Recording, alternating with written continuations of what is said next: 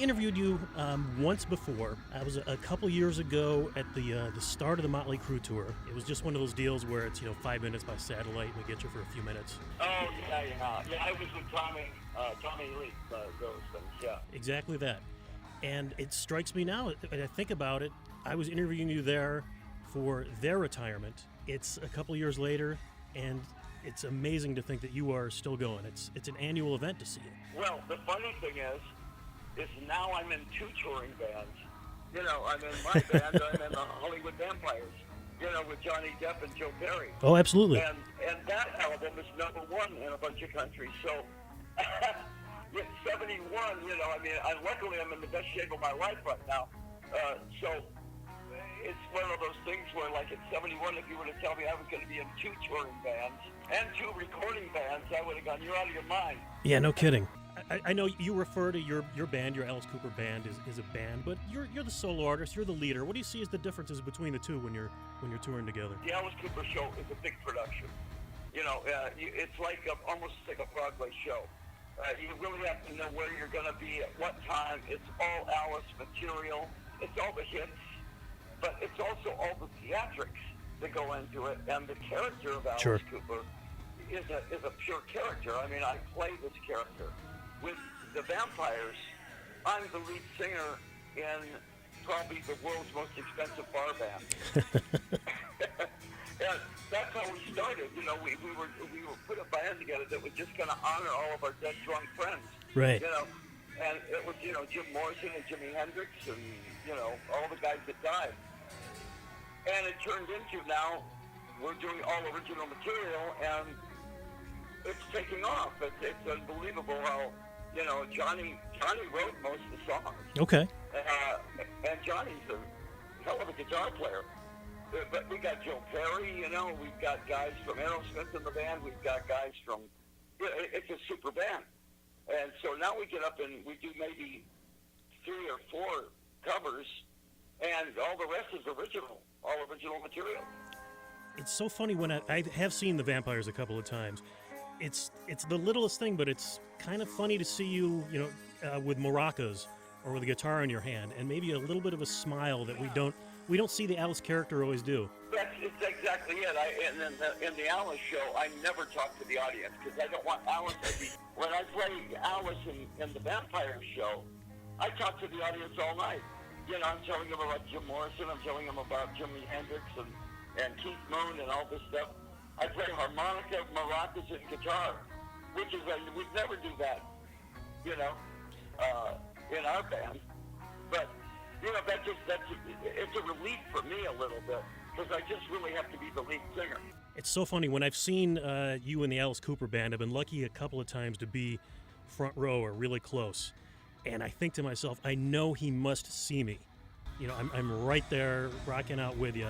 But, man, you stay in character. You take it so seriously. You see us, right? Yeah, it's very, very important. Yeah. I key on certain people, but at the same time, I totally understand that I can't break that character's, identity. It's really important that he stays in that identity. And I've always liked the idea that the lead singer is the villain, and the story is all wrapped around this villain. And at the very end, you see the vulnerability of this villain. All of a sudden, some things can happen to him, that normally that wouldn't happen. But I kind of like the humor involved in that.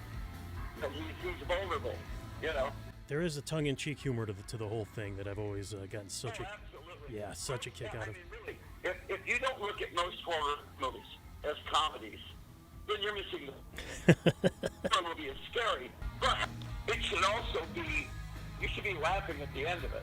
Yes, after every big gasp you let out, even if it was just, turned out to just be the cat, you're still chuckling at what they did to you. I don't know, I just saw this movie Midsummer, and it is creepy. I mean, it is really creepy, and sometimes you laugh because you're laughing at yourself for being frightened. I want to ask you, too, about the times I've seen you. I keep going back to that. It's always been some great double bills. We mentioned Motley Crue, and I've seen you with Judas Priest, and I've seen you with Rob Zombie. You got Halestorm this time out. One thing I've always liked about you, Alice, is that you pay attention to who you're touring with. I think you've always had a real respect for who they are, and you know their history. That's something you try to do? Yes. In fact, if you go down the list of bands that open for us, it's a list of who's who. Yeah. AC/DC, Guns N' Roses, Blondie, ZZ Top, Billy Squier, Eddie Money, Joan Jett. Almost every band that opened for us went on to be a major star. And I think that that's something that's really cool, that we picked those bands before they were major stars. Yeah. It was just the fact that, you look at them and you go, okay, this band's really good. I can see something really great. But Guns N' Roses were a bar band. Mm-hmm. And that was before Destruction, their first album. But I told my band, man, we better play good tonight because these guys are great. And you're still doing it. I mean, at this point in your career, you don't need to be bringing out the up-and-comers necessarily. No, but I like it. I really like the camaraderie of it. It's the oddest thing that my band is like, I surround myself with super players. Yeah. I mean, Hurricane Nita Strauss and Ryan Roxy and Tommy Hendrickson, they're three of the best guitar players around. In fact, she just got voted, number one female guitarist in the world. We actually just had her on our show by Skype a couple of weeks ago. Voted best drummer in the world. Yeah. Best rock drummer. And then Chuck Garrick is with Beast of Blunt. And everybody is best friends. There's no ego trips, nothing like that. And then you get in the Vampires, and you've got three alpha males, and there's never been one argument. Right. In recording or in rehearsal or on stage ever. You go back. I know you go back with Joe Perry. How far back did you go with Johnny Depp? Well, I did a movie with him. I did Dark Shadows with him, and I happened to know at the time that he was a good guitar player. Yeah. And so we invited him to come up on stage one night in England, and he came up and nailed everything. And we started talking about the drinking club, the Hollywood Vampires, and we said, why don't we put a band together that just does that, just in bars. That would be fun. And Joe Perry at the time said, I'm in. And Johnny says, I'm in. I said, I'm in. Duff McKagan says, I'm in. Pretty soon we had a pretty damn good band. Yeah, it is. The next thing you know, we're at Rock in Rio for 200,000 people there. I've always loved about you, Alice, too. You have such a sense of history of music. I've seen you recently doing interviews not about yourself, but just historical stuff, for other things. You did an obituary for Glenn Campbell, of all people. People wouldn't necessarily think you knew Glenn Campbell. Yeah. Well, I played golf with Glenn all the time, And Glenn and I went back into the 70s in L.A. People did not realize how good of a guitar player Glenn was. I had Eddie Van Halen one time ask me if I could get him a lesson with Glenn Campbell. Wow. I think Alice has become kind of an American tradition now. There was a time when Alice was like the absolute whipping post boy for everything that was wrong. And I think that I've stayed around long enough. And when I started doing things like the Johnny Carson show, and I started doing movies, and I started doing TV, and that all of a sudden it gave them a new view of Alice Cooper, that, yeah, he's this villainous vaudeville character on stage, but he can do a lot of other things. Yeah. It's not just like painted into the corner with that character. I could go on Johnny Carson just on the dance and make Johnny laugh. One of the coolest bits of videotape I saw recently, Access TV was replaying Ronnie Wood's TV show and radio show. You sitting there, and there was like 30 seconds to a minute of just the two of you listening to Chuck Berry music and air guitaring. And just to see that joy in both of your faces was really refreshing. Well, being a lyricist, Chuck Berry was the greatest lyricist of all time. If he couldn't think of a word, he'd make one up. Don't give me no botheration. The Coolerator was filled with beer. Coolerator? There's no such thing as a Coolerator.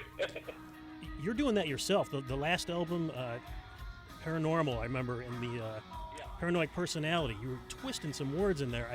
I love that song, and I love singing along, but I never get it right because you twist some phrases just so. Honestly, that's something I learned from Chuck Berry. Yeah. And another great lyricist, I think, was Ray Davies. Oh, from sure. The Kinks. And my dad actually was a real wordsmith. My dad could play with words, Okay. and it really kind of like that rubbed off on me. Wow. You know, really horrible puns, but it ended up finding its way into my lyrics. Mm-hmm. You know. You always are really good, I noticed, with the Alice Cooper Band. Picking the set list, finding one or two deeper tracks that maybe you didn't do the last tour out. What's your process for picking those? Maybe the hardest thing about doing an Alice Cooper show is the set list, because you have to do the hits. Yeah. You know, I mean, I really believe that you have to do the hits, and then you've got 30 albums to go through and go, well, what songs haven't we done? What songs are going to make the real solid Alice Cooper audience go crazy? Yeah. And this time we've added 7 songs. No kidding. That we haven't done before. And I think, and every feedback we've gotten back so far is, oh my gosh, I never thought I'd ever hear that song, you know, which is great. You know, Alice, I want to tell you a weird story real quick, if I could, for a minute then. Okay. One of the last times I saw you was in Vegas. I saw The Who one night, you the next night. After The Who, your band tweeted out that they were playing a warm-up gig. So I zipped down to the club to see them, and your daughter was among them. Right, Calico. Yeah, so I'm standing there waiting to talk to her, and a couple of like really goth people, like a couple, got around her. They're posing for pictures, but started like neck biting and getting like a little too close. She looks over, sees me. Maybe I was just a friendly face or something, and just acted like she knew me. She goes, "Hi," reaches over, grabs my hand, pulls me in, and just kind of says, "I got a little too close real quick." And then she and I had the nicest conversation about you, and you were at The Who that night. Yes. I went to see The Who, and then I went to see Lady Gaga. Yeah, all happened at the same time. All right, I know you got to go, Alice. I'm looking forward to seeing you on August 7th at CMAC. And I know some of my friends who are golfers are hoping to see you on the links as well when you're in the area. Well, that goes without saying. I'll be out there on the links in the morning. You know, golf in the morning, rock and roll at night. That's the way it should be. Terrific. Alice, I so appreciate it, man. This was a big honor. Thank you. I'll tell Cal I talk to you. All right, sounds good. Thank you. Okay, man. We'll see you.